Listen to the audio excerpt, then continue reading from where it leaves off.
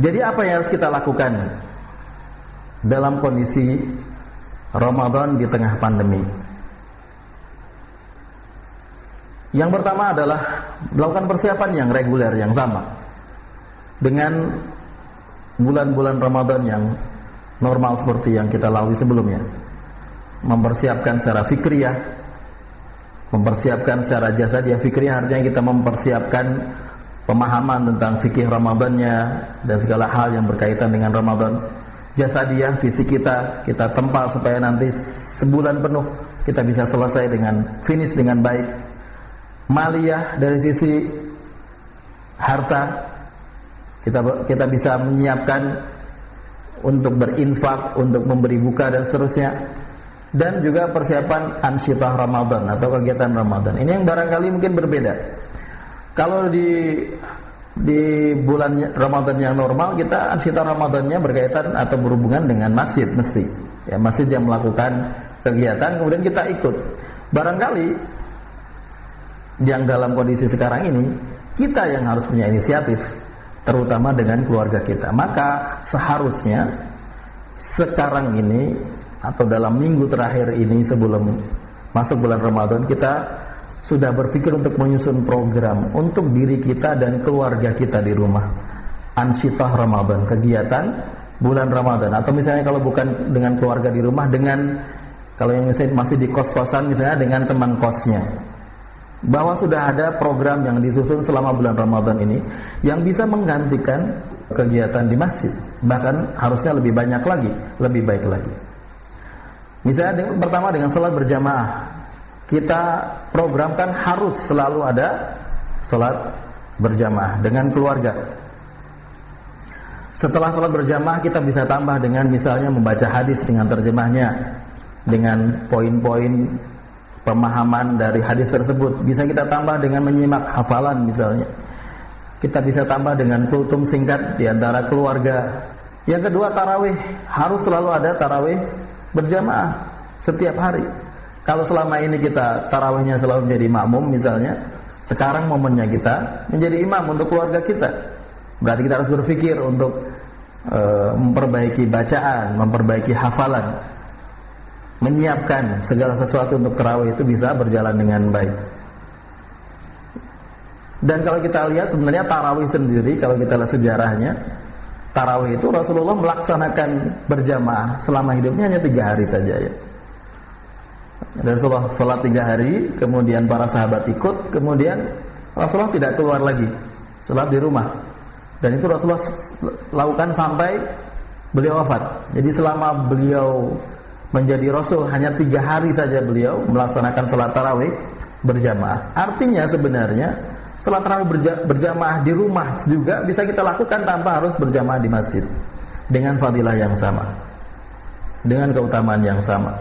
Jadi tarawih berjamaah di masjid itu pertama kali diinisiasi oleh Umar bin Khattab pada zaman kekhilafahannya, ketika beliau melihat orang sholat sendiri-sendiri, ada yang sholat di rumah, ada yang sholat di masjid dengan kelompok sendiri, berpisah-pisah begitu, tidak bersatu. Maka kemudian Umar menjadikan atau mengajak umat Islam untuk sholat tarawih bersama, dan itu kemudian menjadi sunnah hasanah bagi kita semua mengikutinya.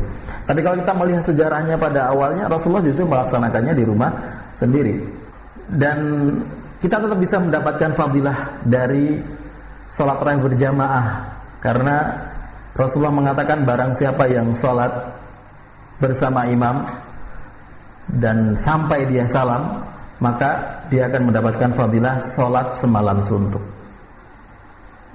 Itu bisa kita laksanakan di masjid, bisa kita laksanakan di rumah. Jadi kalau fadilah tarawih berjamaahnya masih bisa kita dapatkan. Kemudian setelah tarawih kita bisa membuat kajian sebagaimana di masjid ya. Bisa menginisiasi, mengundang ustadz dengan grup WA misalnya, lebih simpel dengan audio. Kemudian nanti bisa dilanjutkan dengan tanya jawab. Ada kajian yang rutin setiap malam seperti itu.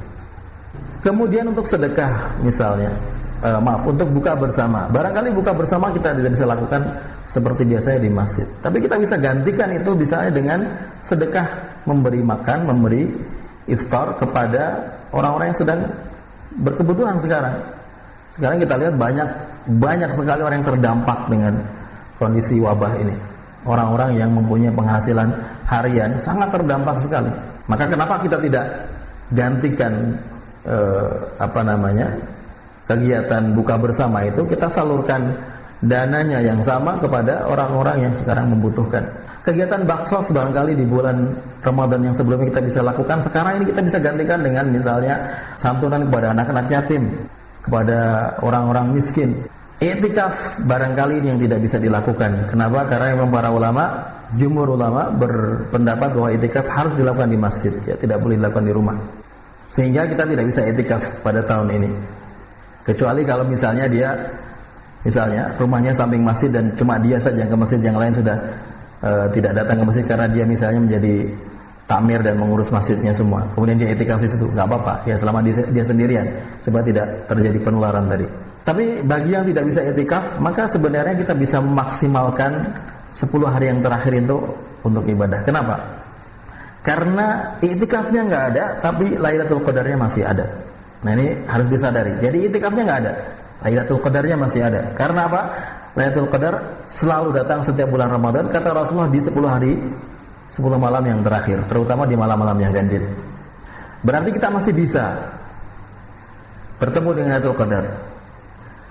Nah ini kadang-kadang ada pemahaman yang agak keliru. Bertemu dengan Lailatul Qadar itu seakan-akan harus beribadah di masjid. Enggak. Setiap orang kita bertemu dengan Lailatul Qadar pasti. Selama kita masih hidup di situ, di malam itu kita masih hidup, berarti kita ketemu dengan Lailatul Qadar. Tapi yang membedakan adalah dalam kondisi apa kita bertemu dengan Lailatul Qadar itu.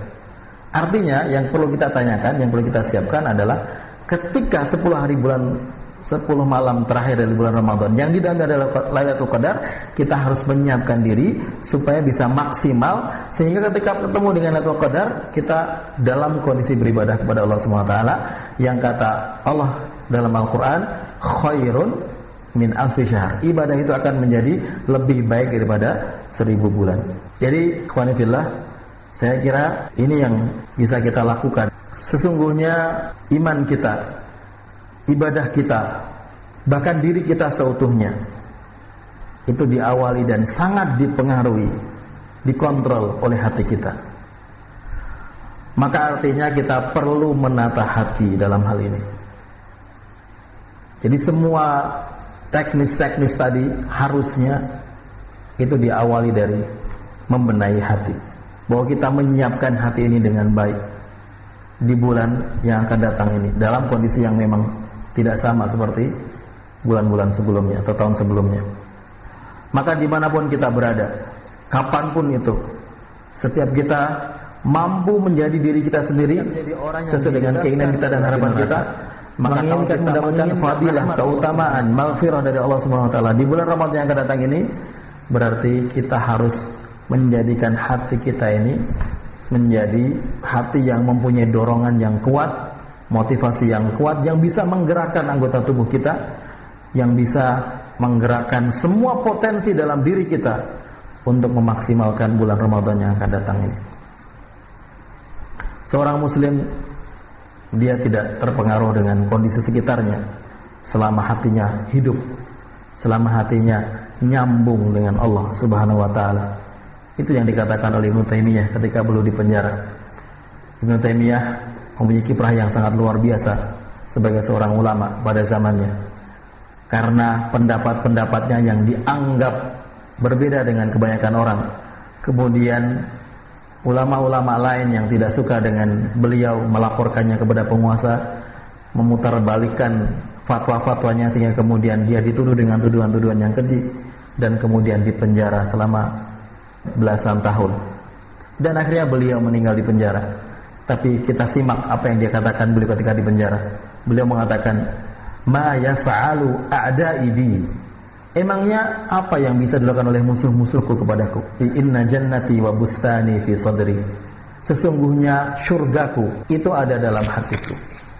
Jadi aku merasakan gembira, merasakan senang, merasakan bahagia itu karena hatiku, bukan karena penjara, bukan karena rumah yang mewah, atau bukan karena tempat yang aku senangi, bukan, tapi karena hatiku yang bisa membuat diriku berada di surga. Habsi khulwah. Kalau saya di penjara, itu adalah saya memaksimalkan untuk berkhalwat kepada Allah Subhanahu wa taala, beribadah yang maksimal. Wa nafyi siyahah, kalau saya dibuang, dijauhkan dari negeri saya, maka saya anggap itu adalah melakukan perjalanan yang menyenangkan. Wa qatli syahadah, dan seandainya mereka membunuh saya, maka saya akan syahid. Bagi seorang mukmin, kondisi apapun tidak mempengaruhi dirinya selama hatinya hidup, selama hatinya nyambung dengan Allah Subhanahu wa taala. Demikian wallahu alam.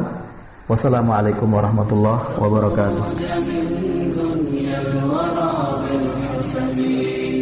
نعم نعم لكن